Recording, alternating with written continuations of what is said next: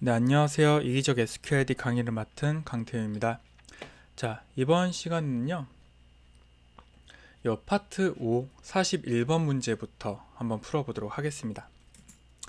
자, 빠르게 한번 진행을 해 볼게요.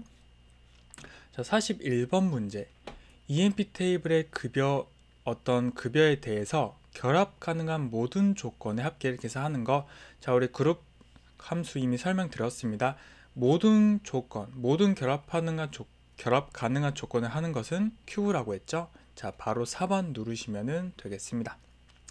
자, 넘어가서 42번 볼게요. 자, 이 SQL 뭔가를 실행했을 때 12개가 나왔대요. 그래서 이너 조인, 레프트, 크로스, 라이트 이렇게 있는데 일단 답은 3번이에요. 이 크로스 조인을 하면 카티션 조인처럼 앞에 테이블과 뒤에 테이블에 이 결합 가능한 모든 경우의 수가 나옵니다. 그래서 4 곱하기 3, 12가 되고요. 그리고 다른 것들은 들어갈 수 없는 이유가 이 이너 조인, 레프트 아우터, 라이트 아우터, 자 이런 얘들은 전부 뒤에 on이라는 조건이 있어야 돼요. 자, 근데 없기 때문에 애초에 문법도 틀렸다. 크로스 조인은 반대로 뒤에 on이라는 조인 조건 쓰시면 안 됩니다. 그러면 에러가 나요. 한번 예를 좀 들어볼까요? tb cost select asterisk tb 뭐 이런 그냥 두 가지 테이블이 있어요. 제가 이 두 개를 크로스 조인을 할게요. 크로스 조인 tb prd. 자, 그렇게 되면 모든 경우의 수가 곱해졌기 때문에 뭐 126개라는 많은 데이터가 나왔습니다. 현재 이 tb cost라는 테이블에는 7개의 데이터가 있고요. 여기는 18개의 데이터가 있어요. 그래서 이 두 개를 곱해보면은 126개라는 데이터가 나옵니다. 그리고 여기서 on이라는 걸 쓸 수가 없어요. 뭐 예를 들어서 제가 cost의 cost id와 tb PID가 가지고 있는 뭐 reg id, 자 이렇게 쓰면은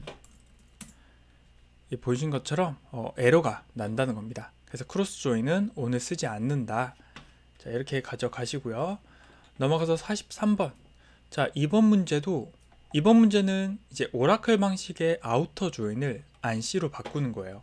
자, 이것도 제가 풀이하는 어떤 방식을 좀 보여드릴게요.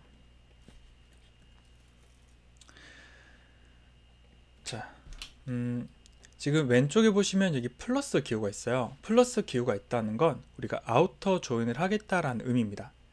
근데 그러면 이 아우터 조인을 자, 어딜 기준으로 할 것이냐, 이제 그거를 또 읽어야 되잖아요.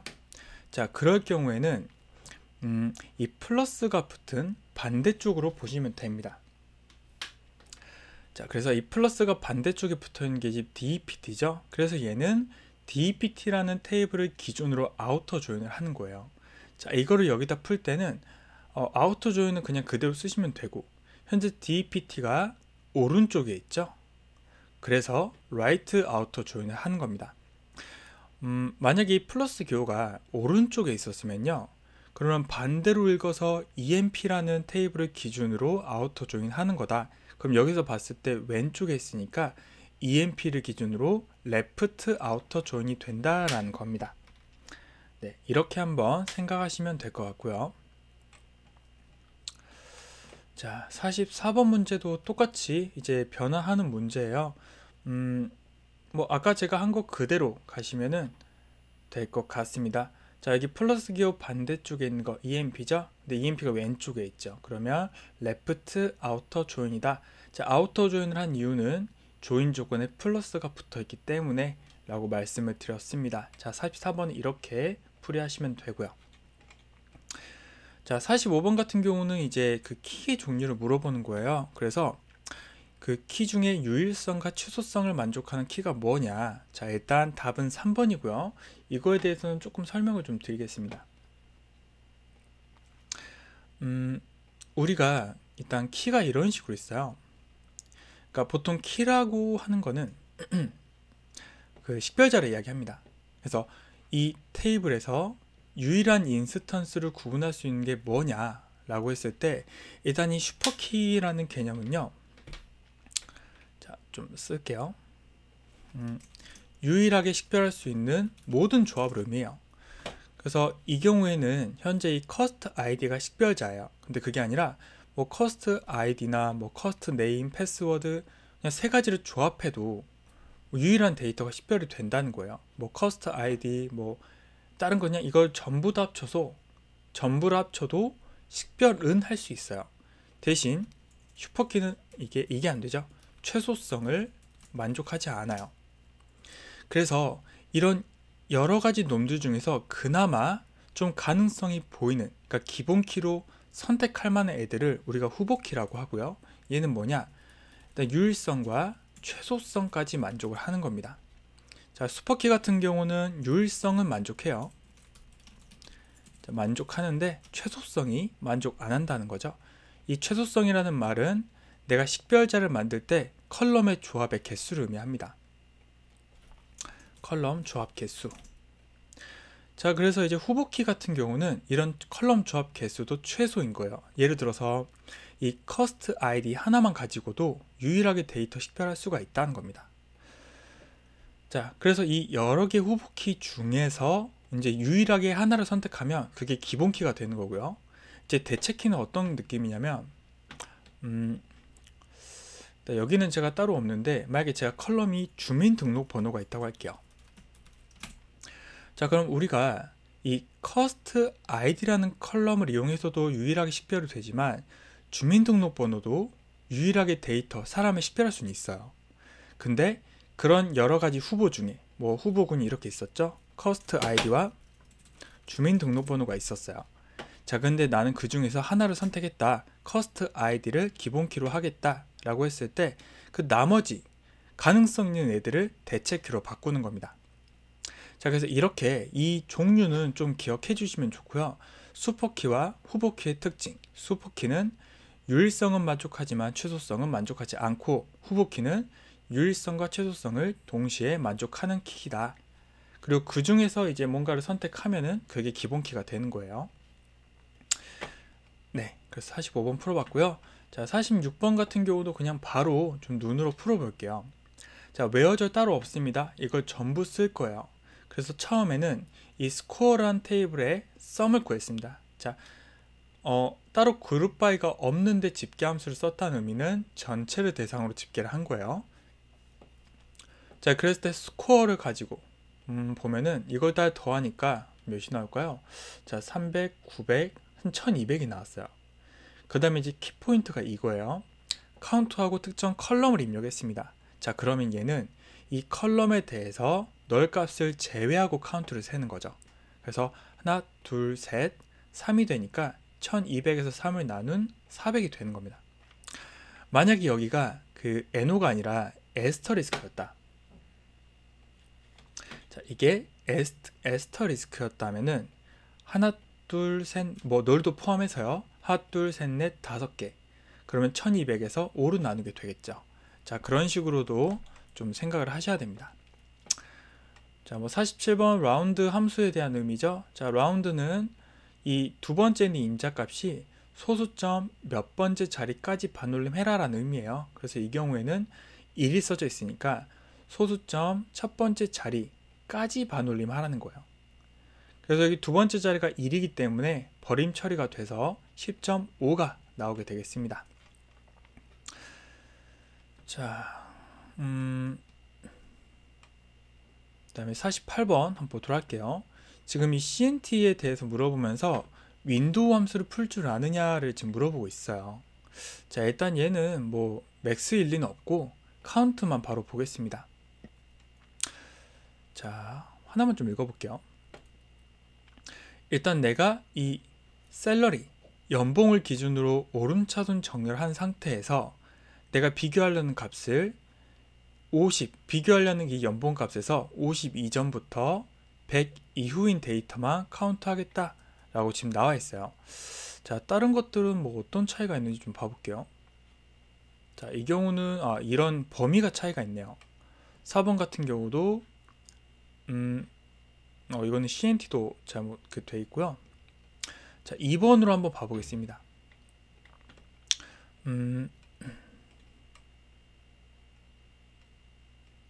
자, 먼저 보시면 이 오더 바이를 했을 때 파티션 따로 없죠? 그럼 전체 대상으로 하는 거고, 셀러리 기준으로 지금 정렬 잘 돼 있습니다. 그래서 여기 50 이하 그 100 넘기는 거 봐볼게요. 그럼 이 첫 번째 데이터에 대해서 이 셀렉트를 뽑을 때 100 기준으로, 자, 50 이하면 950이죠. 자, 이걸 잠깐 써볼게요.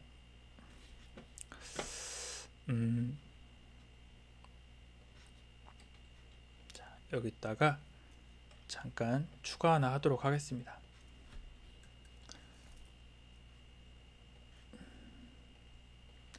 네, 첫 번째는 950이면서 1100 사이인 거를 찾는 거예요. 이 행 기준으로.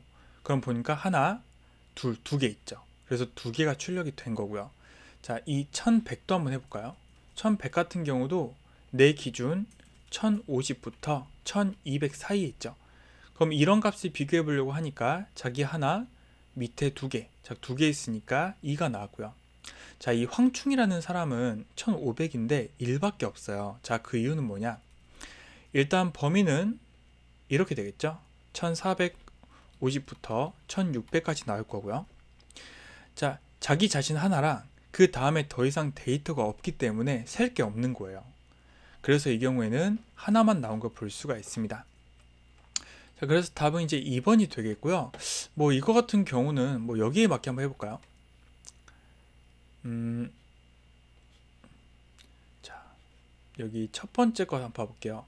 자기보다 적은 거 100 이하이면서 1050이죠. 자, 대상 비교를 해봅니다. 자기 자신과 없네요. 그러면 이제 여기서 이 1000에 대해서는 하나만 나와야 되겠죠. 그래서 이제 개수가 다르기 때문에 이제 에러는 아니죠. 다른 결과가 나온다라고 보시면 됩니다. 자, 두 번째는 한번 해볼까요? 두 번째도 1000 그리고 여기가 1150이 나왔고요.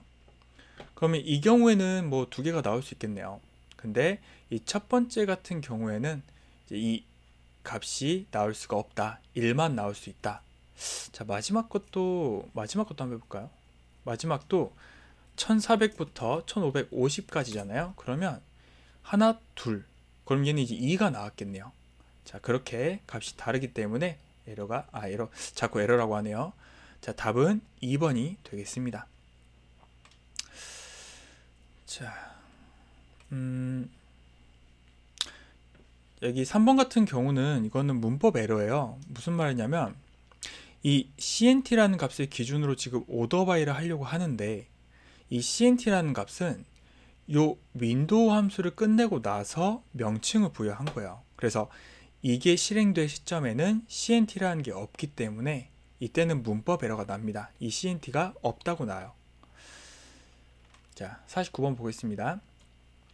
데이터베이스 키는 생성 여부에 따라서, 자, 생성 여부에 따라, 그러니까 스스로 만들어지냐 아니면 다른 엔터티에 의해서 만들어지냐. 자, 다른 엔터티 간의 관계라고 하면은 이제 외래 식별자예요. 자, 그렇기 때문에 스스로 만들어진, 즉 안에서 만들어진 거를 내부 식별자라 하고요.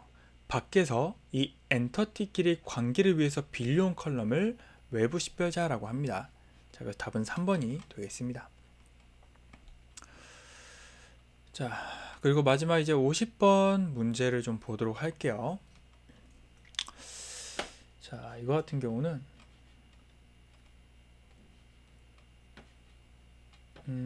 자, 이걸 보고 한번 좀 보겠습니다. 일단 여러분들이 이 이그지스트라는 개념을 알고 계시겠지만 그래도 추가적으로 제가 좀 말씀을 드려볼게요. 자, 일단 여기는 여러분들이 그 서브 쿼리라는 개념도 아셔야 돼요. 지금 요 in 뒤에 보시면 select라는 서브 쿼리가 지금 들어가 있습니다. 그리고 우리는 서브 쿼리 중에 그 상관 서브 쿼리랑 그리고 비상관 서브 쿼리가 있어요. 자, 비상관 서브 쿼리는 어떤 이 메인 쿼리에 컬럼이 서브 쿼리에 쓰이고 있냐 안 쓰고 있냐를 물어보는 겁니다. 자, 이 경우에는 이 서브 쿼리에 어떤 이 myTestA라는 테이블의 컬럼이 들어있지 않아요. 즉 비상관이고요. 이러면 어떻게 되냐? 이 안에 있는 쿼리를 먼저 실행해 볼 수가 있습니다. 자, 그래서 이거 한번 읽어 볼게요. 이 B 테이블에서, 자, 여기죠? B 테이블에서 B.cal1, cal3이 1400보다 큰 거, 자, cal3이 1400 큰 거, 여기 이 대상이네요. 자, 이거에 대한 cal1과 cal2를 가져오는 거니까요. 얘는 결국에 이 의미예요.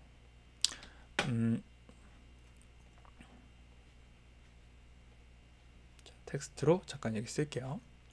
얘는 결국에 2,350, 3,400, 4,550, 자, 다중 컬럼 서브 쿼리가 되는 겁니다. 그래서 여기 인에다가 이 데이터를 넣었을 때, 자, A 테이블에서 2이면서 350인 거 없죠. 자, 3이면서 400인 거 하나 있죠. 4이면서 500인 거, 자, 여기는 따로 없죠. 자, 그렇게 되면 이 쿼리를 실행했을 때 결과는, 아이고, 자, 쿼리를 실행했을 때 이 결과 하나만 나오게 될 겁니다. 자, 한번 실제로 그렇게 되는지 한번 봐볼게요. 자, 50번 문제에 제가 미리 좀 작성을 해 놨습니다. 이 쿼리를 실행했을 때 결과가 어떻게 나오냐? 자, 방금 말씀드렸듯이 하나만 나오는 거 볼 수가 있고요. 그 원리는 직접 설명드렸습니다. 자, 그리고 이거를 이그지스트로 바꿨을 때 똑같은 결과가 나오는 게 무엇이냐라는 걸 물어보는 거예요. 자, 일단 저는 여기다 답을 적어 놨는데 이거 해석하는 방법을 좀 설명드릴 겁니다. 자, 이 이그지스트 같은 경우는 대표적인 상관 서브 쿼리다 라고 했어요. 그리고 상관 서브 쿼리는 여기 보이는 것처럼 이 메인 쿼리의 컬럼을 빌려 쓰게 됩니다. 서브 쿼리가 빌려 써요. 그래서 이때는 서브 쿼리 자체적으로 실행이 안 되기 때문에 메인 쿼리가 먼저 실행이 돼야 돼요. 자, 그래서 해석하는 방법은 그냥 메인 쿼리에서 값을 하나씩 대입하시면 돼요. 자, 예를 들어서 첫 번째로 제가 1과 200을 여기 넣어 볼게요. 1과 200이라는 값이 들어갔습니다. 그러면 이 myTestB라는 테이블에서 이 조건에 맞는 게 존재하는지 확인하는 거예요. 자, cal1이 1인 게 하나 있네요. 그러면서 동시에 cal2가 200인 게, 자, 여기 있죠. 그러면서 이 조건까지 만족하는 거는 없죠. 자, 그래서 얘는 출력이 안 됩니다. 자, 두 번째 2랑 310 넣어 볼게요. 자, 잠깐 지우고요. 그러면 여기에 2가 들어가고 여기에 310이 들어가요. 비교했을 때 cal1이 2인 거 있어요. cal2가 310인 게 없죠. 자, 그러면 존재하지 않기 때문에, 이 조건에 맞는 게 없기 때문에 얘도 출력이 안 됩니다. 자, 이렇게 비슷하게 3번도 보시면, 자, 이번에는 세 번째 데이터를 여기다 넣어요. 자, 여러분들 이그지스트 문제 푸는 방식을 제가 설명드리는 겁니다. 자, 그러면 cal1이 3인 거 있죠. cal2가 400인 거 있죠. 그리고 이 조건까지 만족을 하는 게 존재해요. 그러면 이건 존재하는구나 라고 하면서 우리가 이 from 이 테이블의 데이터를 출력을 하게 됩니다. 자, 뭐 400 같은 경우도 뭐 여기다가 뭐 똑같이 넣어 봤지만 해당하는 게 없기 때문에 출력이 안 될 거고요. 자, 그래서 사실 이런 문제가 어떻게 보면 시간을 좀 잡아먹는 문제예요. 여러분들이 이 이그지스트라는 개념도 알아야 되고 서브 쿼리 개념도 알아야 되고 이거를 푸는 방법도 알아야 되고 또 이런 조건들도 다 비교를 해야 되기 때문에 조금 시간을 잡아먹는 문제지만 또 여러분들은 풀 수 있다 라고 말씀드립니다. 자, 파트 5 문제는 여기까지 풀이를 하고요. 다음 시간에는 파트 6에 대해서 풀이해 보도록 하겠습니다. 자, 모두 수고 많으셨어요.